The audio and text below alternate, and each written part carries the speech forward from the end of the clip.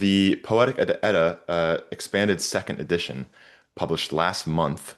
The first edition was in 2015. So, what was the motivation behind so early in your career behind publishing a translation of the first edition of the Poetic Edda? Well, I suppose you're right that it is relatively early in my career that I did that. I was 29 when it was published. Um, I had been teaching at that point full time for 3 years at UCLA. And really, what had happened was I've always believed that to approach another culture, you have to read about it from voices within that culture. I'm very much a let's get this from the horse's mouth kind of person.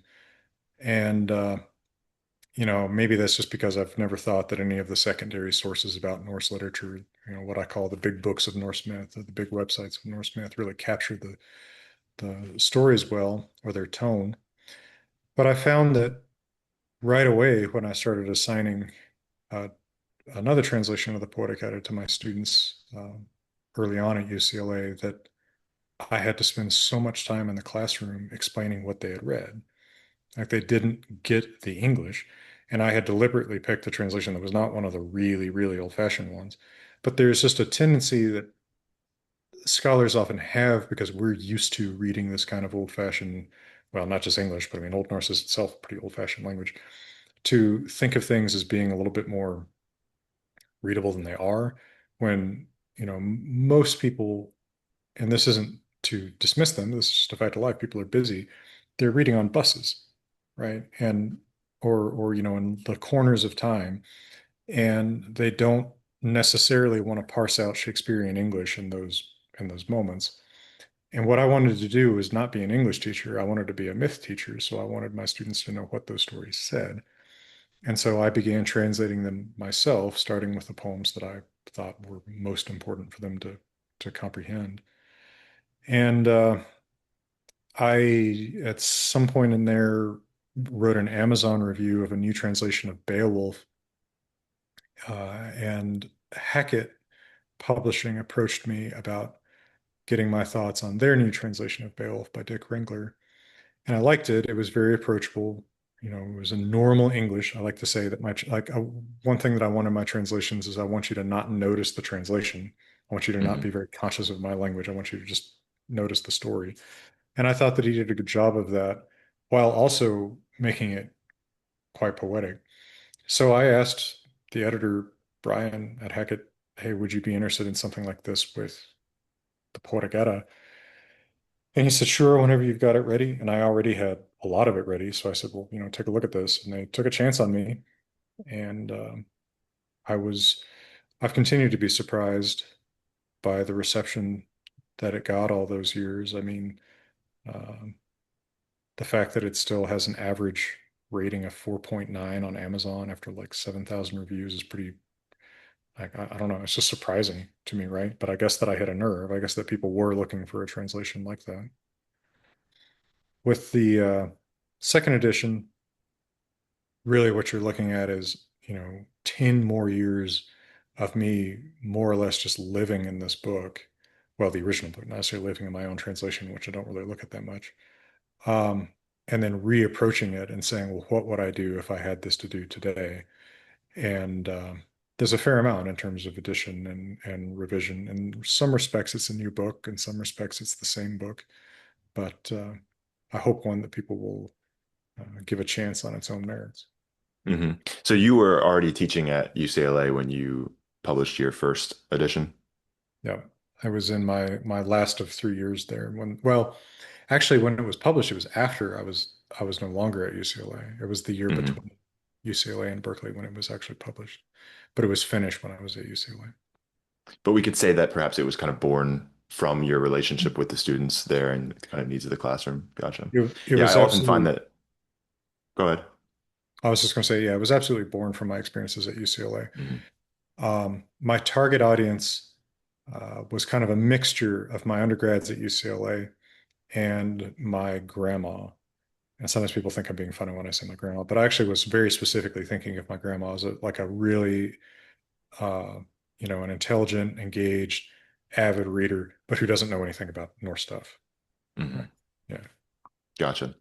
And then in the introduction of your second edition, you mention a few sort of market improvements from the first edition. Could you go over perhaps one of those now, just kind of give an example? Sure. And, when I say improvements, and I do think they are improvements, sometimes I think that sounds like I'm lambasting my own earlier efforts.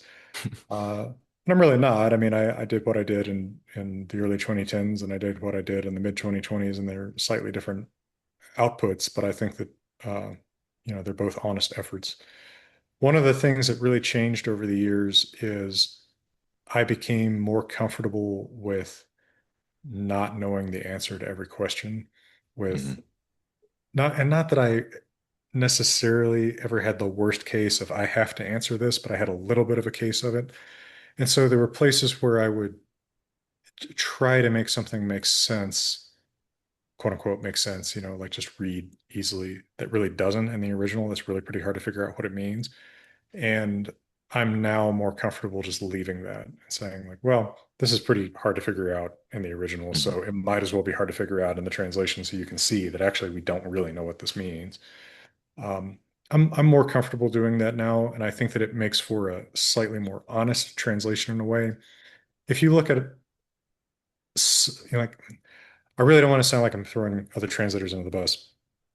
Um, there are some good modern translations, but um, like just to highlight some differences of translation philosophy. If you look at the Swedish translation by Lars Lönnrot, very good translation. I feel like he's pretty comfortable, like I was in the first edition of the Poetic Edda, sometimes taking a line that's super ambiguous in the original and just, like, okay, here's something that looks 20% like what's there in the original. Like, Hmm. this is something you could kind of maybe plausibly read out of it if you change three of the words. Um, like, I think that's fine. It's definitely a way to make a more readable product for modern readers, but it just doesn't really reflect the way that I approach this text now, especially the way that I've been talking about it on YouTube for many years, where I'm trying to remind people that we often don't know what something means. So it's a change of emphasis, a change of philosophy to a small degree. Um, Another one is, and I know you asked me for one, but I'll mention two. No, no, just Uh, go ahead. there's occasionally more than one manuscript of a given poem. Not very often, because most of these poems are only known in one manuscript. But this really affects Völuspá, the first poem, the poem about creation and Ragnarok, because that's in the Codex Regius and it's in the manuscript that in Icelandic is called Hauksbók, and it's also quoted extensively in Snorri. And there are a few other poems that also we have a second manuscript for. And generally in 2014, 15, I would always take the Codex Regius manuscript version as sort of the canon. But I think that because it's just the oldest manuscript, but I think that that's not necessarily right anymore, that often you can get to a better reading by triangulating a little bit more, especially when you understand meter better. And one of the things that I've come to understand much, much better over the last decade is meter. So finding metrically more solvent readings has led to some significant changes. Actually, Völuspá is the main poem that's affected by, just because there's enough variant readings that you can pick and choose a little bit more. And I've done that rather than um, take the Codex Regius as like the only canon version of the text. Hmm. So, the Poetic Edda itself, I think most people who are watching this video probably have at least heard of it before. And a lot of them probably know what it is, at least. I think fewer might understand it or have really read it or dealt with it. Um, it's something that it's sometimes described even as like this Old Norse Bible. How would you describe to someone kind of like on the street what the Poetic Edda is? Yeah, it's funny because I know what people mean when they call it an Old Norse Bible, and I disagree with that. Hmm. But there is something people don't mean when they call it an Old Norse Bible that I would kind of agree with. And and the way I would agree with it is that, like the Bible, you're looking at something that's not written by one author, right? It is a compilation of works by many different people in probably pretty different cultural contexts at times, in multiple different centuries, and it's all thrown together into one place, right? It's a playlist on shuffle, and you've put, the first 30 songs that happened in that shuffle into a book. Um, but it is written down in the 1200s in Iceland by Christians. I strongly doubt that they're, secret pagans at this time that are writing this stuff down. Although occasionally you hear people who express that opinion. And it's remarkable for being really just a collection of narratives about the gods and heroes, right? I emphasize pretty often that you look in vain through that book for an indication of how to worship the gods, or when to worship the gods, or how to pray, or a sense of what, Tyr can do for you, or what you can do for Tyr, right? Like um, it's a collection of stories, the same as I often use the analogy that Christian parents can tell their kids bedtime stories about Hercules. Well, the same way, uh, a Christian parent could feel secure in the 1200s, or today, I guess, reading from the Poetic Edda to a Christian kid and never assumed the kid was going to get the idea to worship these gods, because it's just Mhm. stories, pretty entertaining stories.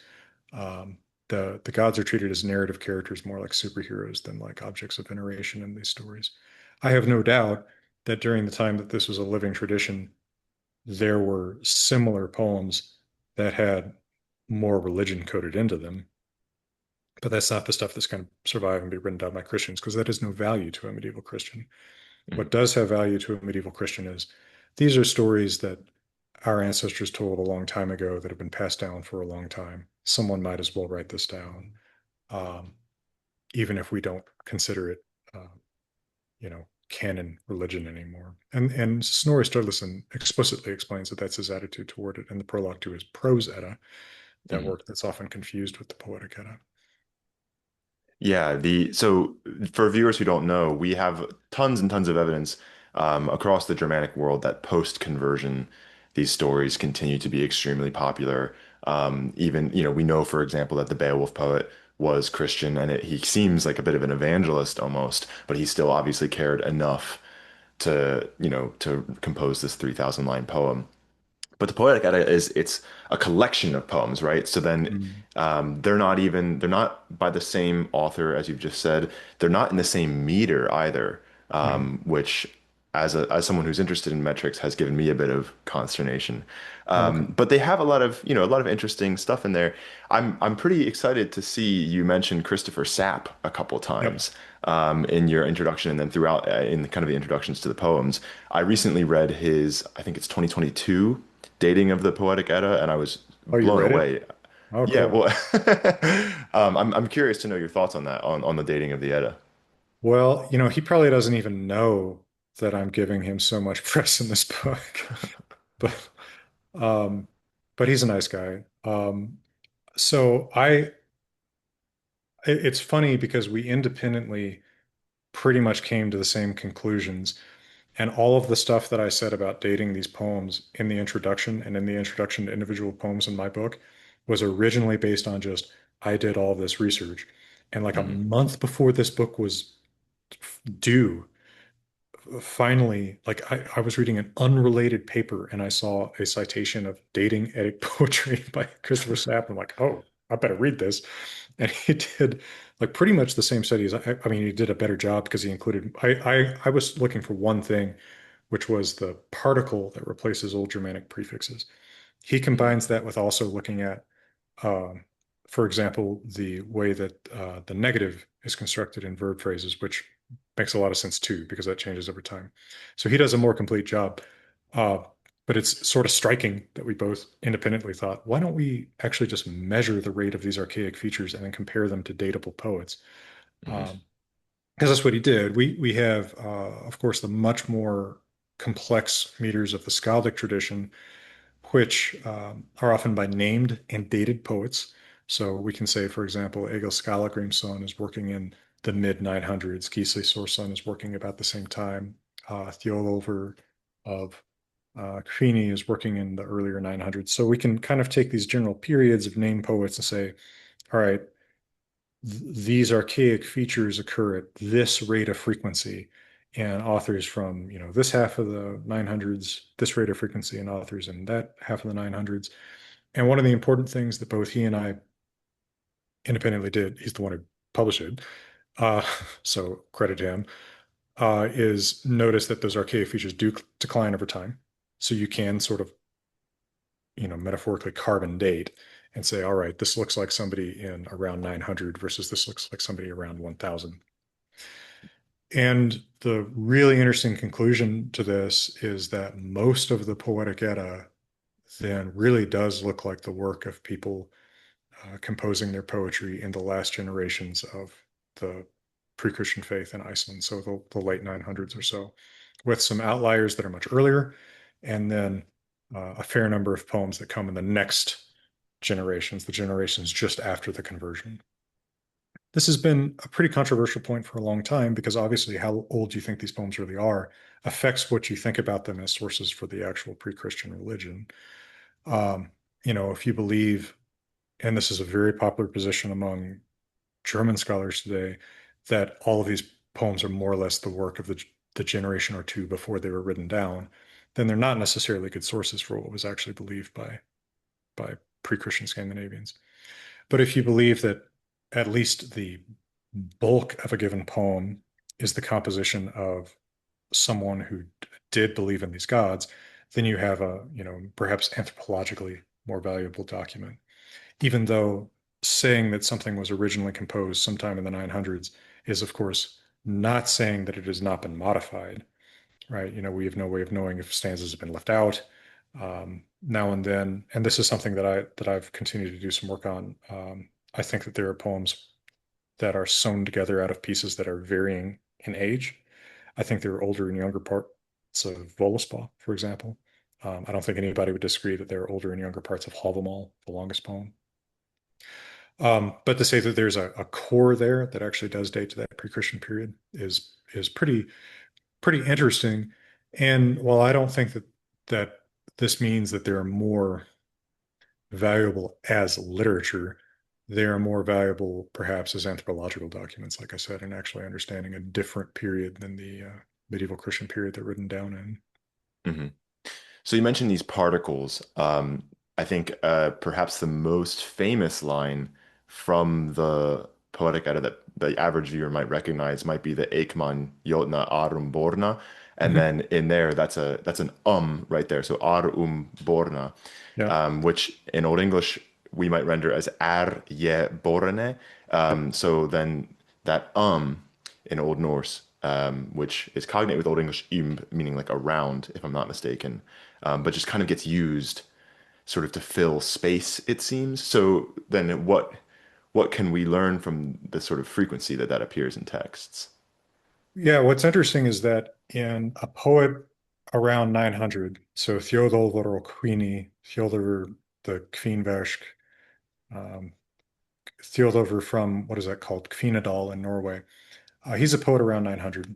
And if we read his skaldic poetry, we find that he uses ov and at the same frequency that the prefix yah and ba occur in an Old English poem of equivalent length, Hmm.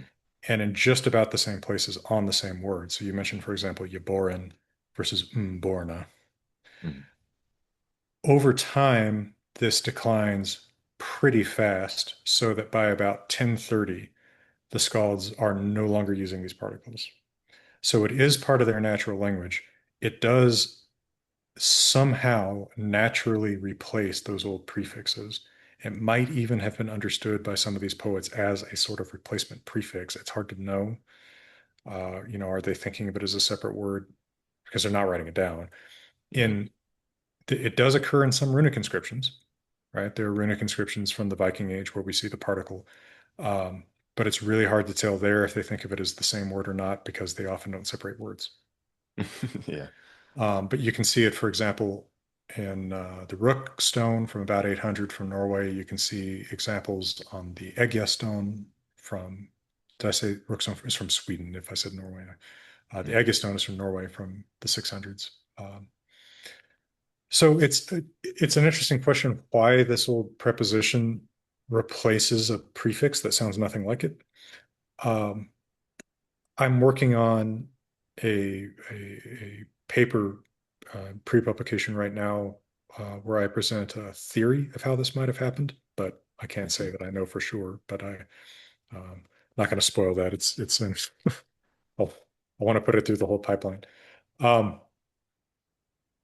but it is noticeable again that in the early 900s, it really is exactly where you would expect those prefixes to be in Old English or Old High German or in Gothic.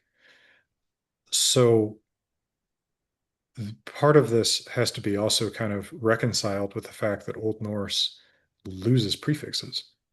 Like Hmm. Old Norse, sort of famously, one thing that's really, really different versus if you studied Gothic or Old English or Old High German is there's no more prefixes. They don't use ya or ba or for or any of these other prefixes. The only one they keep is o, un.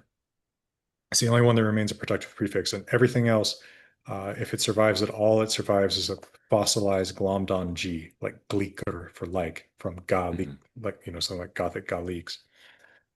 Um, so why this replacement in the first place, right? What is it doing? Why, and what is the meaning that's even being conveyed? Um, and so then you read this vast literature about the Old English prefix "ya" and what it's doing. And as you know from studying Old English, there's no simple answer to what the "ya" prefix does, No, right? not at It's all. the usual sort of hand waving thing is it is a perfective prefix. It's like, well, that does not mean that it makes the verb perfect in the tense sense, because it's not what it's doing. It's more of an aspectual distinction, and it's not a perfectly observed aspectual distinction because there's imperfective verbs that get the prefix, and there's perfective verbs that Hmm. don't, and then there's verbs that sometimes do and sometimes don't, and it's just as random in Gothic. The most that I can say that I understand about it is that, like in English, uh, with certain other grammatical forms, there are words that feel to speakers like they need this prefix. Hmm. And they tend to be roughly the same words in roughly the same forms, past participle, infinitive, etc., in different Old Germanic languages. Um, but then there are distinctions that prefix clearly draws to. The one that haunts me is Jesus in the Gothic Bible saying, um, they have eyes that see, but they don't see, something like that, right? Yeah. And and when he says, okay, they have eyes that see, he just says Sahwan. But when he says, but they don't see, he says Ga Sahwan. Like, Mm. oh man, so what is this like? Is he abstractivizing with it? Like, what is he doing here? It's um and its etymology doesn't help much either because it's ultimately related to for example, Greek sun, like in synthesis, Greek Latin cum, like in commutation. So it's originally from a preposition that means something like with, right? Like, so Hmm. what is it doing? And it also doesn't really help to look at modern German because in modern German it's just regularized. It's mostly a suffix on past participles Mm. and then on some collective plurals. But it's nothing like that regular in Old Germanic languages, as anyone who's read an Old Germanic language knows. Right. That Gothic example is really, really interesting because, as you might know, in Old English, yeseon is the standard form of the verb to see. There is no seon. It doesn't appear except I think a few times in poetry, and that just seems to be entirely metri causa. Like Mhm. there is no surviving word that just is to see until Middle English. And so it seems like what happened was yeseon, that is the sort of the ancestor of that word, was more impactful, almost in the sense that like sometimes Latinate words will add con to the beginning, and then the original word will just kind of fade away because no one needs it anymore because the more intense version becomes the standard. Yep. So that's pretty cool. Yeah, and I think that there's something really absolutely salient there, but really, really hard to measure. Speakers feel like that prefix belongs there, right? How do you quantify that? Hmm. Um, because the same verb, by the way, in our oldest Eddic poetry and in skaldic poetry, we can date to the 900s. In Old Norse, it's often sjol. So, for example, in Havamal, there's an example of sjol. There's a spell. If I can sjol the fire, I can put it out. Um, if I'm not misremembering this, but I think that's right in the Old Norse. So there's certain verbs where it's very frequent in Old English and also in Old Norse. Hmm. Uh, so I think that there's a really interesting story to be told here um, about what exactly this thing is doing for speakers, and it may not be the same thing for for everybody. And I wonder if the closest analogy I can make is the somewhat playful, but also sometimes pseudo learned use of eyes in English, I right? see. No. So I'm gonna dinnerize you folks. That can be both a really playful, like goofy sounding thing, like ha ha ha, right? You're gonna make dinner for us. But it can also be, you can imagine somebody with a really straight face, uh, like I've known a, I've known a fair number of beat cops in my life, and they all have this joke that they do where they go into like reporting mode and they just start making up words like that. Like, well, I observized the individual who was you know prosecutizing an attack on the individual. Like, they do this fakey thing, but it's not for fun. It's to like pseudo elevate the discourse. And I wonder if there's something similar that's going on with this prefix where speakers are able to draw some distinction, right? It's like I'm drawing attention to this verb a little bit, but what I'm actually doing with it, drawing attention, is very different contextually based, right? Sometimes I'm trying to make you laugh a little bit. Sometimes I'm trying to elevate it a little bit. Sometimes I'm just trying to make you notice it enough that you wonder exactly what I mean. And I think that that may be what's going on. And how do you quantify that, right? How do you measure in that case if it's really just like pay attention to me prefix as Uh-huh. opposed to our eyes pay attention to this verb suffix? Well, I'll be interested to read the article when it inevitably gets published. That'll be really cool. Followed by my rants about like, okay, guys, think about eyes and all the different things they can mean. Because I really don't know how to quantify that one. But I think about this quite a bit because, for better or for worse, I live and I swim in the Poetic Edda, right? I mean, Hmm. I may be in the top, and this may be a good or a bad thing. I may be in the top 100 people on the planet for just how often I read this book, and Hmm. mostly in the original. And I'm every time I read any one of these poems, I will pause with something and just say, I honestly don't know what they're doing with this. I Hmm. know that this feels right to the speaker. And I know that if I look for the same verb, it's usually verbs that this prefix occurs on. I know if I look for the same verb in other poems in the Edda, it's also going to be on that verb too. And it's like, and I just don't know what distinction they're making, but they're doing something. It means something to the speaker. Hmm. So that's my best guess is it's I'm drawing your attention to it to make a distinction or to change the tone, but it's not one consistent thing. Hmm. As for the mythological material, or I should say perhaps just the material of the Poetic Edda, um, you kind of spoke a bit to a description. I think if a lot of people come to your book, or any translation, or even the original text, if they have the aptitude, and all they know about or Old Norse mythology and material is, the average pop culture knowledge. So maybe they've seen some Marvel movies, and they know that Odin has one eye. Um, what will surprise them about the text? What will they kind of maybe blink twice at? I think one of the things that really surprises people is the conceptual framework of the gods, which is so different from I mean, you adduce Marvel as an example, and that's apt. It's so different from that, where it's like I can list out the powers Thor has, right? I have a sense of like, okay, he's X strong, which is less strong than Y, but more strong than A or B.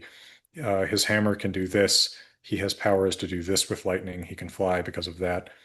There, the list of D&D style attributes really is not there. And what we have instead are much more like just human characters interacting, right? They're personalities.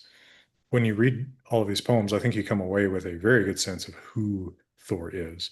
You don't away with that good of a sense of what Thor is, right? I don't necessarily have a great idea of all of the different things that Thor can do, right? And I did play a fair share of D&D and its knockoffs in my day. So like I understand the notion of like I want to have a sense of the duration and damage of this spell and effect and all that, but you just don't get that. Their powers seem to be whatever the story calls for them to be, right? And but the character is very consistent. So I sometimes liken it to something more like James Bond.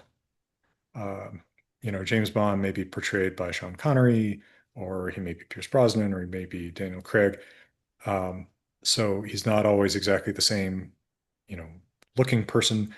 He may have this technology in that story, and he may have that technology in this story, and maybe in this story he improbably is also like a jet fighter pilot for some reason. But the personality is very constant, right? He's always the same, you know, suave dude in all of these movies, no matter who's portraying him. And I think that that's very much like who Thor Odin is. Like he's always the same personality, but the exact trappings of what he can do in this story, or even what he wants to do in this story versus that story, or who his brother is, um, how he's related to his to Loki, etc., is going to vary from narrative to narrative. So constant characters, but not constant attributes for those characters. And then to those characters, I recently, just a week from when this interview will release, interviewed Stephen Pollington over the character of Woden, or Odin. Uh, so the other gods, though, that people are going to be really interested in that we didn't talk about, I think are particularly Thor and Loki. And then also maybe people who are a step above, also Freya and Tyr. What can you, especially Thor, what can you tell us about his kind of character? But right before this, I was reading the Harðbarðathjólf, if I just pronounced that correctly. And Odin says that he gets the fallen or something like that. Like Odin gets the victorious, and then Thor gets, I forget what the exact phrase is, but like the others or something like that. Yeah. What does that mean, and who is this guy? Odin says that he receives Thor eri Valhalla, those who fall, the the the the jarls that fall in the Val, Oh, the and ones their that yeah, fall and in their early. servants is what Thor gets. And Thor gets Thralakin, yeah, the servants can. So one interesting thing about this, speaking of the research into objectively dating these poems, is this is clearly a quite late poem. This is one of the latest poems in the Poetic Edda, Hmm. probably the work of a poet in the late 1100s, if I had to guess. So this is actually probably not somebody working within the living tradition of belief in these gods, but rather someone working in a tradition that continues to retell their stories and is starting to reinvent some details at places. That poem is the only source for the notion that Thor receives any of the dead. Uh, Oh, I see. we never hear of him receiving the dead anywhere else. Um, the sort of canon understanding that you could get from older poems and really from the prose edda, which Snorri doesn't seem to know Harpasleoth at all, is most people go to hell. You might go to Odin if you die in battle. And then we have this very mysterious note in Grimness Mall that Snorri repeats that Freya chooses half of the dead in battle. And one can disagree about whether that means they go to a separate place with her, or you can understand it like I do, that maybe she's actually being set up as the chief Valkyrie who selects the Hmm. best half. That's kind of how I read it, but other people read it different ways. So I don't think that Thor receives any of the dead. I do think that Horvath in the tone of the insults between Odin and Thor, does shed a lot of light on Thor because we see him as the favored god of the everyman. All right, Odin Hmm. keeps saying, like, well, for example, yeah, I get the rich man, you just get the poor man. Um, but Thor is also dutiful, right? He's the one who's on task. Odin is, you know, he's always pursuing his own self-interest and mostly that. So they keep asking each other, well, what were you doing meanwhile? And Thor is always saying, well, I was fighting so and so. I was defending our realms from this enemy and that enemy. And Odin is always saying, well, I was seducing so and so. Right? I mean, Hmm. like it's Odin is pursuing his own interests, and Thor is actually honoring a commitment to a community.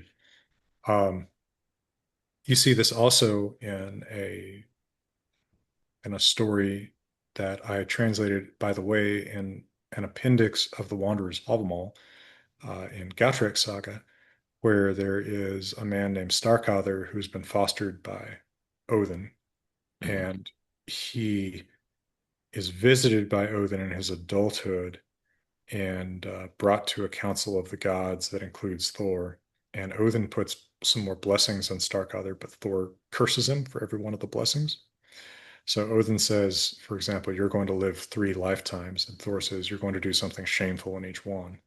Hmm. So again, reflecting a very similar sort of personality difference between Odin and Thor. Odin wants self, self-fulfillment. Thor is separating you from the community as a punishment. Thor enforces community norms in a way that Odin is kind of above them. Um, Odin says you're going to speak only in poetry, and Thor says you won't remember any of it. Hmm. Um, Odin says you'll be beloved by the upper classes, and Thor says the commoners are going to hate you. Um, Odin says you'll own the finest weapons and clothes, but Thor says you'll never own land. Right. And I think in these contrasts between Odin and Thor, you see something quite real, that Thor is, the favored god of the everyman. And one of the reasons why we see such an emphasis on Odin in our preserved poetic sources is Odin is a god of poets, right? And he's a god of the upper class who the poets cultivate. Hmm. So that's exactly who you would talk about if you're trying to get the attention of the upper class. Um, there probably was a certain amount of Thor poetry. I mean, we see some poems in the Poetic Edda that are focused on Thor, but I imagine we would have found a lot more if we were stopping in for a night at a Norse farmstead in the 900s. I think we would have actually, for most people, we would have heard more about Thor, right? Oh, here's a fun story about Thor, you know, killing so and so. Here's another fun story about Thor killing so and so. I think it's Hmm. the sinister people at the top who who cultivate the cynical one-eyed god Odin more than Thor. And then perhaps even more popular among the average person is the character of Loki, who I think most famously reams out all of the gods in the Lokasenna, but then also has a couple other stories where he does things of various moral character. How would you describe him? Yeah, I like a various moral character. Uh, I mean, he is the hardest person, speaking of D&D terms, he is the hardest person to assign an alignment to in the whole mythology. Is whose side is he on? Right? It's utterly ambiguous. Sometimes he is Thor's buddy, like in Thrymskvida and the Poetic Edda, where he helps Thor get his hammer back from the Jotun who's stolen it, um, or in the Prose Edda and a few stories where he accompanies Thor to Jotunheimar. And then he is the god's absolute mortal enemy sometimes, right? He causes the death of Balder, the most beloved god, and at Ragnarok, he will lead the enemies of the gods against them. Mm. So he is extremely plastic in temperament and morals.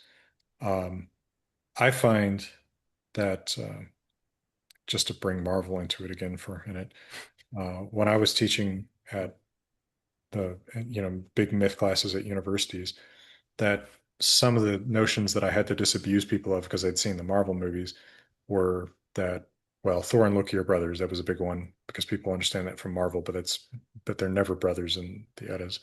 But another is that people would get so confused about Odin and have this notion of him as this sort of kindly grandfather figure because he's, Anthony Hmm. Hopkins trying to prevent war in the Thor movies. But um, I felt like students were on their way to really understanding these myths, when they started confusing Odin with Loki, Hmm. because the two of them are both really kind of ambiguous, selfish figures on the margins of acceptable behavior much of the time. Um, I think that Loki is also uh,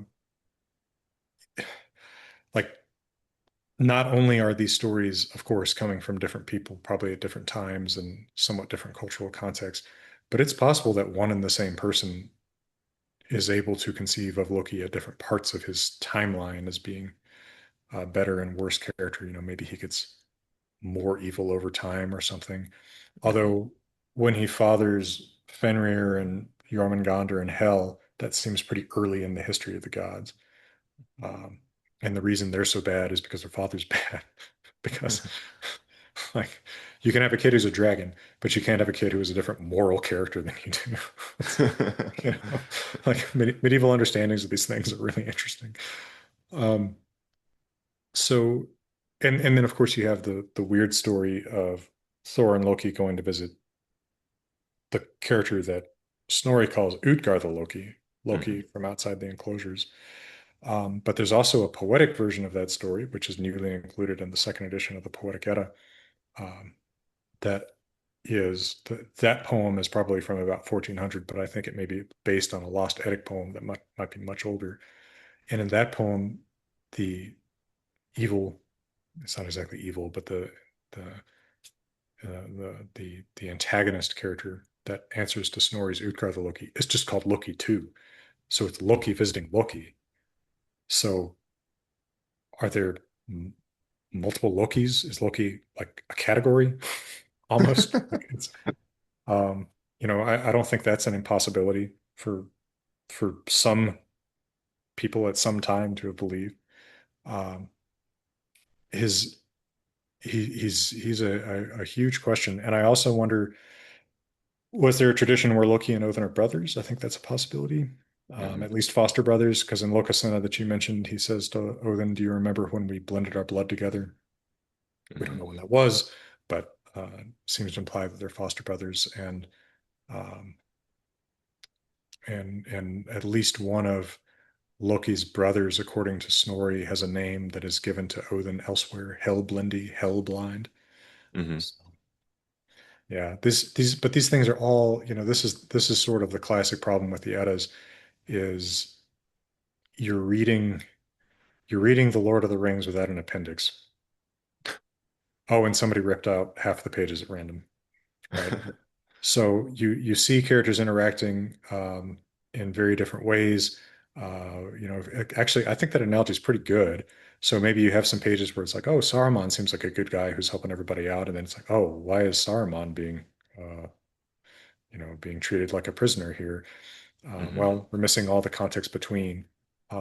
These stories are fragmentary.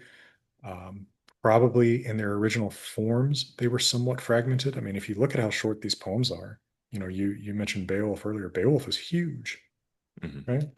Like in page count, I actually don't know what the word count is. This would be an interesting thing to ask. It's not that different, right? But this Well, is that is one. the Kleber.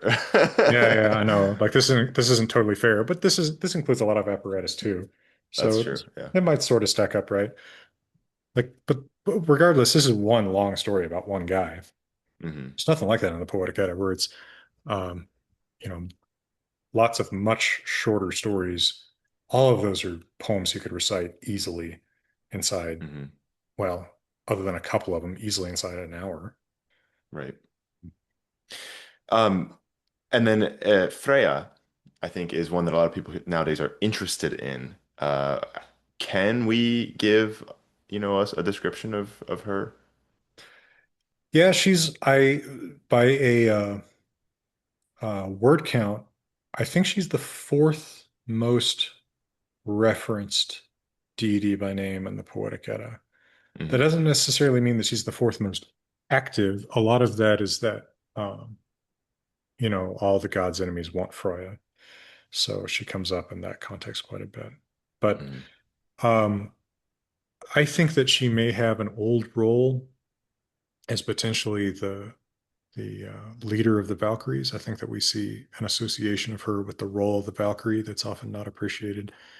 Um, One of my sources for that is a short story, Sorlathottir, sometimes called the Heathen Saga of Hogna, where she appears to a king under the name of Gondul and encourages him to fight a man that he's pledged uh, kinship and friendship with.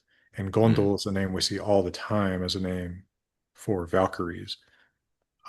That combined with the remark in Grimnismal that she chooses half the dead who fall in battle have made me wonder, does she have a Valkyrie-like role mhm, that she plays in addition to her other roles? She also seems to be understood as quite canonically a witch, right? A magic user. Um, Snorri in Ynglinga Saga, his other major work on mythology besides the Prose Edda, he mm, credits her with teaching the gods the form of magic called Seidr. Um, and Loki in Lokasenna accuses her of being a witch and much mixed with curses. Um, there's the poem called Hinlilioth or Voluspa and Skama, which is not in the Codex Regius, the Poetic Edda, but is included in my translation, and in most mhm, translations, it's from uh, another manuscript from Flateyr book, where she summons a Jotun woman who may be dead to tell the family history of her friend Otar, who she mhm, visits this individual with, and they kind of exchange curses at the end.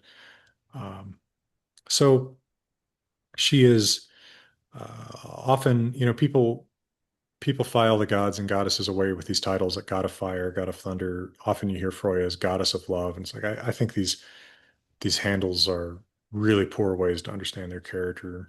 But she does have some association with love. She also has a very strong association with magic and mhm. potentially an association with the activities of the Valkyries. Yeah, and I think it is interesting that Friday is Dies Veneris in the Latin Mhm. tradition, that is the day of Venus. But And then we that's obviously have, Frigg. That's not Freya. oh, I just kind of assumed it was. No. So this is interesting because it's a weird false friend thing that's happened. Um, so in Old English, that's Freya Day, right? Frige. Yeah, Frigga. So that's cognate with Frigg, not with Freya. Okay, yeah. So because Old Norse has Verschärfung, so that G becomes two G's. The genitive of her name is Friggjar. Uh-huh. So that's actually the result of Verschärfung. So her name, Frigg's name is love. It is actually the same as the root in like friend. Hmm. Freya, that's the same word as in like German Frau, right? Hmm. So she's like the lady. And the same with her brother Freuer, who is the Lord. In fact, his Uh-huh. name is something that God is called all the time in the Gothic Bible, right? Freya, Hmm. Frauja. So probably those are originally titles for these two beings, brother and sister, rather Hmm. than their names. And then you get into the whole question of is Frigg Freya, is Freya Frigg? And I don't know. I think some people probably thought they were the same person and some people didn't, and Hmm. that there was a lot of confusion about it. Just look at the fact that in the Prose Edda, the falcon skin is borrowed by Loki from both Frigg and Freya, right? Hmm. It's Freya's in Thrymskvida, but it's Frigg's in one of the stories in Skaldskaparmal and the Prose Edda, and then it's Freya's in one of the other Yeah. stories. So they confuse them too. So I'm not really sure if they're originally the same or not, but I think some people probably understood them as the same and some people didn't. The author of Lokasenna understands them as different, Hmm. and that Well, does appear to be an old poem.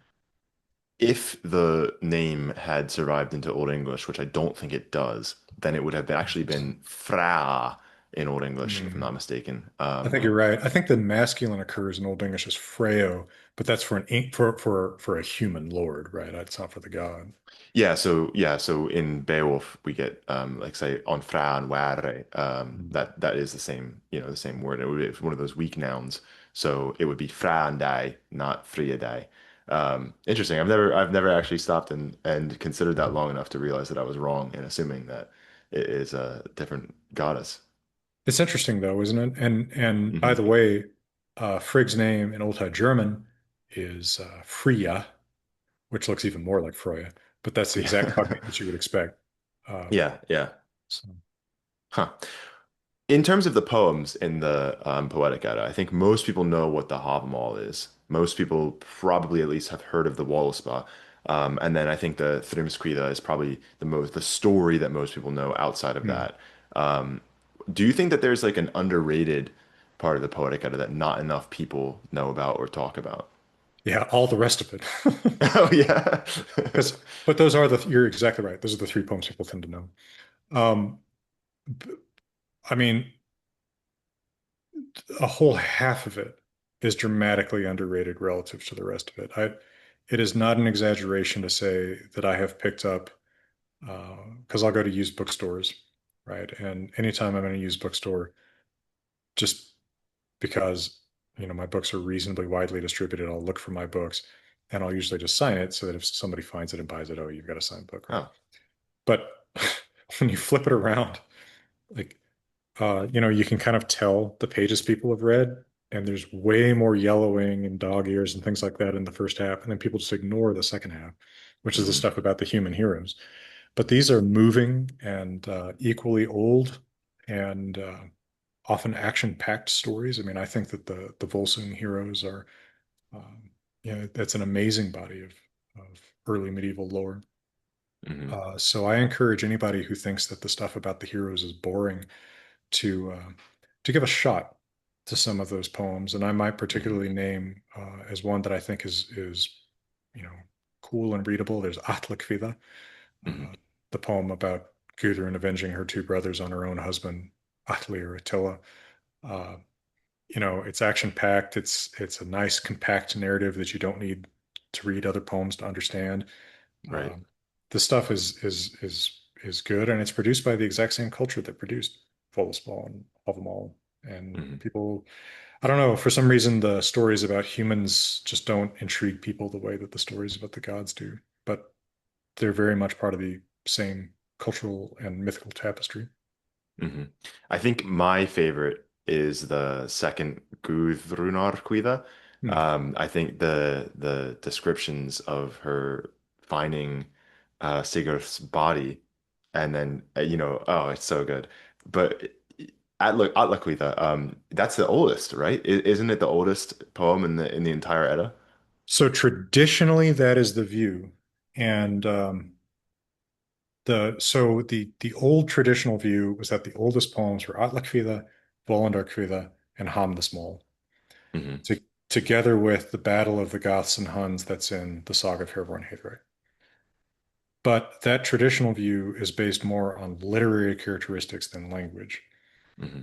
By the SAP metrics of actually looking at datable linguistic features, Atlakvida does not look that particularly old. Atlakvida becomes a more I see. mainstream, like late 900s poem. Hum the Small remains really old.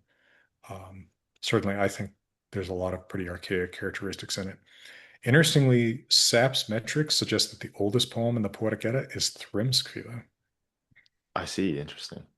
which a lot of people don't want to accept because it's funny and easy to read. It's like, how can this be from the early Viking Age? But people had a sense of humor then too. And a popular story might get slightly reworked and reworded as it's told to keep it in circulation. I don't know. I don't find it that unbelievable that something funny uh, could be that old.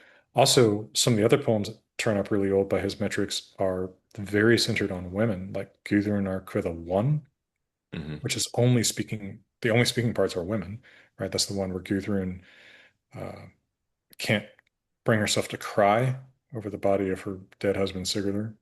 Hmm. and the other women tell her all the bad things that have happened to her. And finally, her sister tells her, well, maybe you'll cry if you can just kiss his body.